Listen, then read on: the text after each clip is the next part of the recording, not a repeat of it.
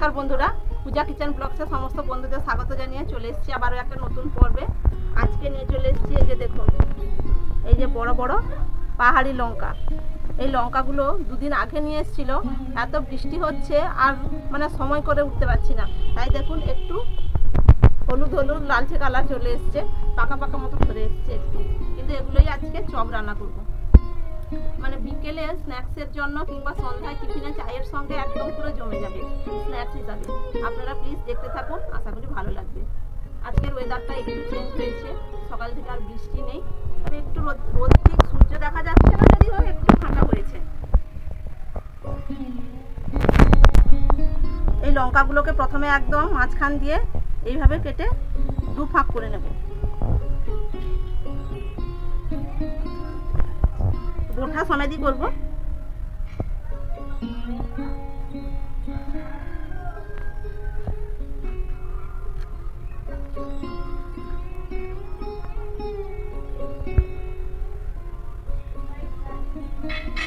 আর এই যে বীজগুলো আছে এটা থাক, খেতে ভালো লাগবে। আমি এইভাবে সবগুলো এরকম ফাঁক করে কেটে নেব, দু ফাঁক করে।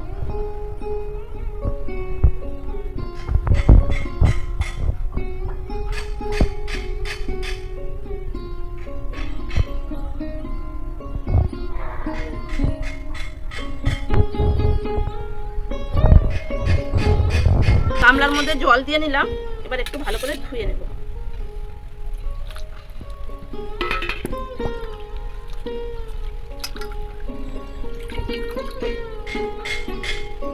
ভালো করে ধুয়ে জলটা ঝরিয়ে নিলাম। এবার আমি উনানটা জ্বালাবো, একটা মশলা করে নেবো। এই সব বানানোর জন্য একটা স্পেশাল মশলা তৈরি করব। আর এখানে দেখুন, এই যে আলু আমি আগে থেকে খোসা সমেত সেদ্ধ করে রেখেছি, এই আলুর খোসাটা ছাড়িয়ে নেব।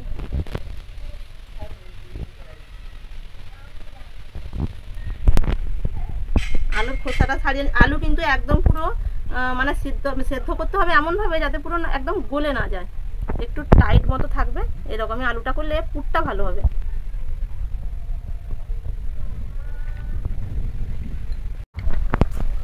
উনান জ্বালিয়ে কড়াই চাপিয়ে দিয়েছি। এখানে একটা ভাজা মশলা করবো। এই যে ধনে, গোটা জিরে, একটা ছোট এলাচ, 3টে শুকনো লঙ্কা, সব দিয়ে দেবো একসঙ্গে। আপনারা যতটা পরিমাণে মশলা করবেন সেই বুঝেই দিতে হবে। আমি শুকনো লঙ্কা 3টা একটু হাত দিয়ে ভেঙে নিচ্ছি, ভাজাটা তাহলে ভালো হবে।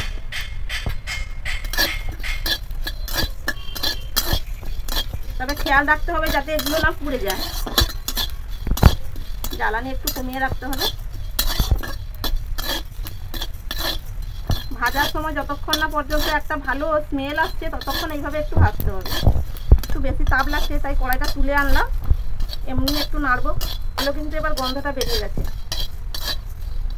ওই ভাজাটা হয়ে গেছে, এবার ঢেলে নেব।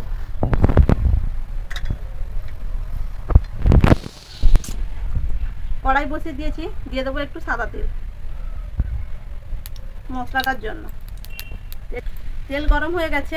এখানে দেখুন একদম দানাটা কতটা কুচি, দেখুন এই রকমভাবে একটু আদা কুচি করে নিয়েছি, আদাটা দিয়ে দেবো। আমি কিন্তু আজকে চপটা একদম নিরামিষই রান্না করছি, তাই এর মধ্যে আমি পেঁয়াজ ব্যবহার করছি না, পেঁয়াজ রসুনের। আপনারা যদি আমিষের দিনে করেন তাহলে পেঁয়াজ রসুন ব্যবহার করবেন। কাঁচা লঙ্কা কুচি, কাঁচা লঙ্কা কুচিটা ঝালের জন্য দিচ্ছি। এবার এর মধ্যে এই যে সেদ্ধ করে রাখা আলুগুলো হাত দিয়ে আমি এইভাবে ভেঙে ভেঙে দিয়ে দেবো।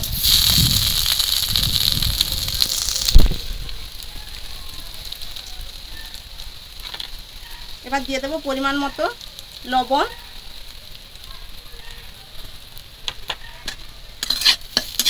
দিয়ে খুব ভালো করে একটু এইভাবে নাড়বো। আলুটা হালকা ভেজে নিয়েছি, সামান্য একটু হলুদ গুঁড়ো দেবো, হাতে তুলে দিই, একটু লঙ্কার গুঁড়ো,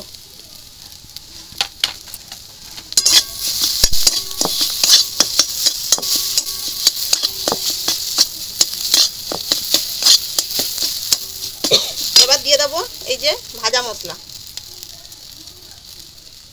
সামান্য একটু ভাজা মশলা রাখলাম, আমি এটা বেসনের সঙ্গে মাখাবো, তাই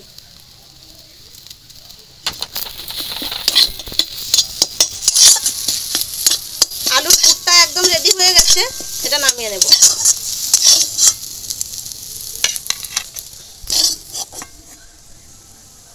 আমি এখানে বেসন নিয়ে নিয়েছি, এর মধ্যে দিয়ে দেবো স্বাদ মতো লবণ, হলুদ গুঁড়ো,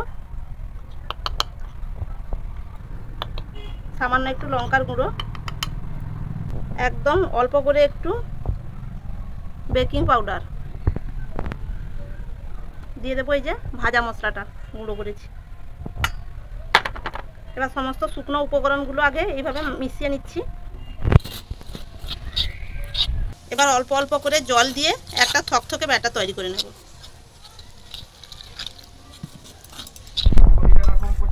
ব্যাটার একদম পুরো রেডি। এর মধ্যে এবার পুরগুলো ভরে নেব। পুরটা থেকে কিন্তু খুব ভালো একদম গন্ধ বেরোচ্ছে।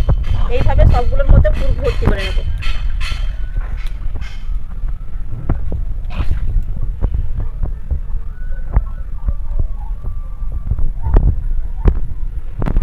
তেল কড়াইতে দিয়ে দিয়েছি, তেলও গরম হয়ে গেছে। এবার এই যে পুর ভরা এই লঙ্কাগুলো তুলে নিয়েছি, এবার ভালো করে ব্যাটারের মধ্যে একদম ডুবিয়ে নেব।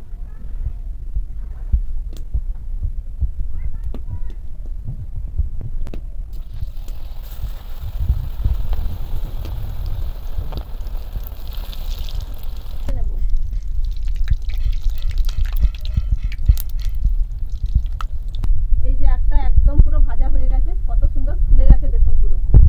এই যে নামিয়ে নিলাম।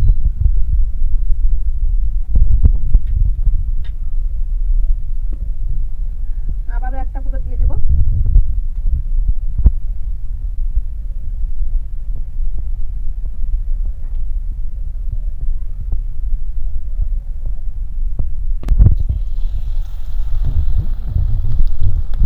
আরো একটা ছেড়ে দিই, জায়গা আছে। একটু বড় আর লম্বা গুলো যেগুলো হচ্ছে না একটু কড়াইতে।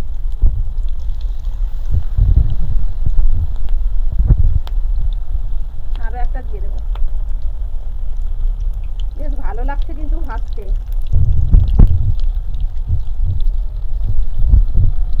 কি সুন্দর ফুলছে দেখুন বন্ধুরা।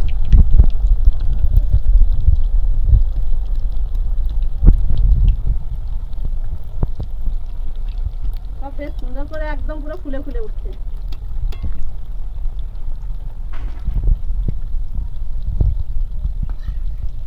এই দুটো আগে দিয়েছি, একটু উল্টে নেব।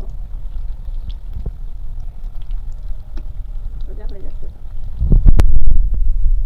এই তিনটে এবার উল্টে নিয়েছি, তিনটেই একসঙ্গে পুরো উল্টে নিয়েছি। এত সুন্দর ফুলে ফুলে উঠেছে আর এত ভালো লাগছে দেখতে, ভাজতেও ভালো লাগছে। জ্বালানিটা দেখুন খুব বেশি দিইনি, একদম মাঝারি ভাবেই জ্বালানিটা দিয়ে রেখেছি। এটা হয়ে গেছে, এবার নামিয়ে নিলাম। এটাও হয়ে গেছে।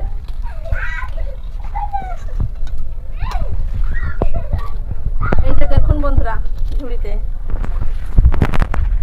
আর বাকি দুটো আছে, এই দুটো ঠিক একইভাবে একদম ভেজে নেব। একদম সবগুলোই পুরো ভাজা কমপ্লিট একদম। দু ধরনের সস নিয়ে নিয়েছি, এই যে টমেটো সস আর এই যে চিলি সস। এর উপরে অল্প করে একটু বিট লবণ ছড়িয়ে দিলাম। এবার একটু খেয়ে দেখছি কেমন টেস্ট হয়েছে।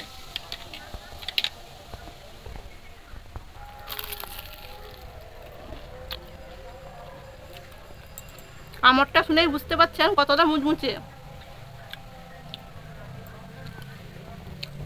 লঙ্কাটাও কতটা সেদ্ধ হয়ে গেছে একদম দেখুন বন্ধুরা। লঙ্কা না সেদ্ধ হলে এইভাবে ভেঙে আসবে না কখনো।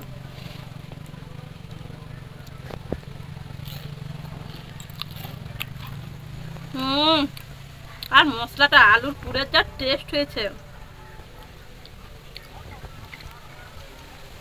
দুটোতে একসঙ্গে মিক্সড করে পুরো ফাটাফাটি।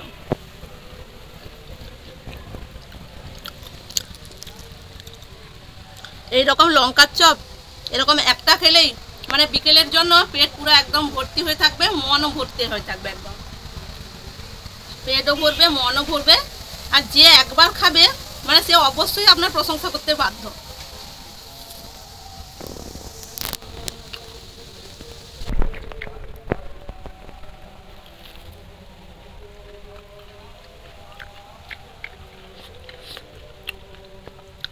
ভাজা মশলাটার জন্য এত সুন্দর একদম একটা গন্ধটা খুব ভালো লাগছে।